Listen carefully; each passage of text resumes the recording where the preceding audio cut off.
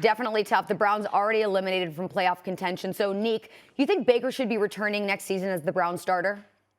Yeah, I think he should because I don't know what better options they have. And we can point to the injuries that he's had this year, and that suggests that maybe this year was a bit of an aberration and that last year is more like the Baker, like the progress that we expected from the number one overall pick. It's been a rough year for him, and it's not all been on him, but when you're the quarterback, they celebrate you like you're a savior, even though back then he wasn't like the dominant force on the team. We still treated him that way. And when things aren't going well, you're not going to get the luxury to blame other people. It's going to fall on your shoulders. It's unfortunate. It's unfair. But that's why the quarterbacks are the stars of this league. That's what's going to happen to him. And I do remember early in the season when I guess Baker felt like he was playing well. Didn't he like tweet out a video that was meant to like dunk on everyone who ever doubted him? Now the tables have turned. So I think next year they're going to have to hand the ball back to Baker after he has surgery and he gets better. And hopefully the people around him can lift him up and he can do enough to put them in a position that I think we all expected them to be in as contenders in the AFC. Yeah, and listen, I agree. I mean, I think when you think about the Cleveland Browns, this has been an organizational failure. I mean, you can give a ton of responsibility to Stefanski, you know, and the offensive coordinator and how he's called this team. 9 sacks. I mean, you left a right tackle who gave up 4 sacks to one player. Like, there's some things. Their running game, you know, the running game wasn't what they expected it to be.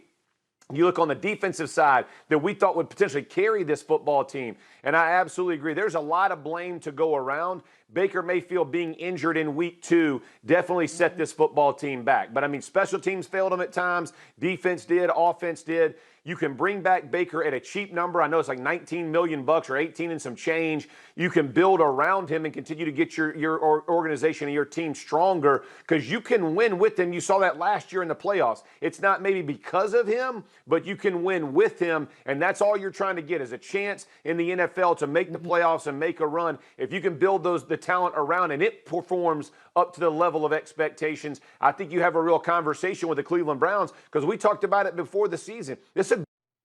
They just didn't play up to it. So, Jeff, what do you think is the ceiling for him next year then? I think the same. Listen, I expected them to do some really good things. Their defense, to me, was not nearly what I expected them to be. Especially, I mean, Myles Garrett played out of his mind. Defensive Player of the Year conversation. We understand what that's going to look like. But I expected them in totality to be able to shut more teams down. They did not. And I also expected more explosive plays from the Browns. I think Stefanski has to kind of go back to the drawing board, reconfigure this thing. But this is a playoff football team, in my opinion, that far underperformed this season. They absolutely are. And I think the only person you can't blame for this is Andrew Berry, like the general manager. This team is loaded. He did everything he was supposed to do. Offensive line is loaded. They got receivers and playmakers at tight end. They got 2 awesome running backs. The defense, they went and got John Johnson. They got Denzel Ward. They got Jeremiah Owusu-Koramoah, who's outstanding linebacker / safety nickelback type of guy. So, like, that's the one guy I can look at and say, he got y'all everything y'all needed. And Stefanski and Baker and everyone else on that team, I think we can look at and point the finger and say that y'all didn't do your jobs, but you can't ask for much more as far as roster construction is concerned. Thanks for watching ESPN on YouTube. For live streaming, sports, and premium content, subscribe to ESPN+.